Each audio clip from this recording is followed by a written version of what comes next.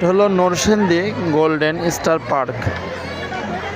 তার মাঝে এটা একটি রাইড, বাচ্চাদের ঘোড়া ওঠে, বাচ্চারা এখানে রাইড খেলতেছে, খুবই সুন্দর। চেষ্টা করি খুব কাছ থেকে দেখানোর জন্য।